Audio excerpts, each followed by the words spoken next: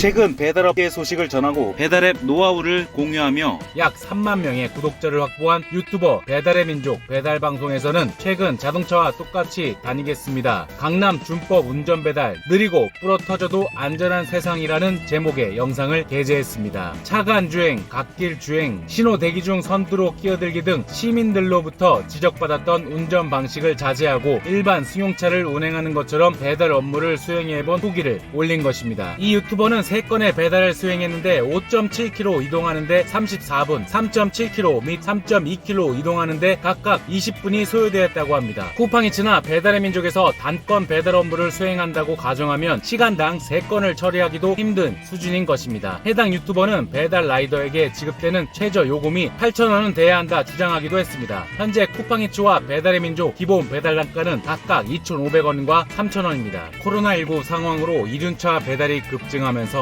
배달 오토바이, 난폭 운전이 사회적 문제로 떠오른 가운데 교통 법규를 모두 준수해서는 최저 시급도 받기 힘들다는 배달기사들의 하소연이 이어지고 있다고 전해졌습니다. 갓길 주행, 차간 주행 등을 하지 않고 배달할 경우엔 최저 시급도 못 받기 때문에 안전한 배달을 위해선 배달 플랫폼과 이용자들도 책임을 나눠 가져야 한다는 주장입니다. 지난 1일 관련 업계에 따르면 최근 이륜차 배달 라이더 사이에서는 신호를 지키며 배달 업무를 했을 때 시급이나 업무 효율에 어떤 변화가 있는지 검증하는 움직임이 일고 있다고 합니다. 이륜차 교통 법규 위반에 대한 경찰 단속이 강화되고 있는 데다 위반 사항을 촬영해 신고하는 시민 제보단의 활동까지 더해지면서 실제 꼼수 없이 배달했을 때의 기대 수익이 얼마나 되는지 가늠해보는 차원에서입니다. 지난 6월 배달 라이더 노조 단체인 라이더 유니온이 진행했던 신호데이 캠페인을 주목할 만합니다. 시속 50km 이하를 유지하고 교차로 신호등을 준수하며 차간 주행을 자제하는 등 준법 운전을 했을 때와 통상의 운전 방식을 유지했을 때의 평균 시급 및 완료 배달 건수를 비교해보는 실험이었습니다. 소속 라이더 11명과 실험을 진행한 결과 준법 운전을 한 날의 1일 소득은 9만 105원으로 평상시 11만 4,853원보다 21.5% 낮았습니다. 평균 배달 소요 시간은 23.3분에서 29.3분으로 늘어났으며 하루 평균 완료 배달 건수는 26.6건에서 18.7건으로 줄어들었다고 합니다.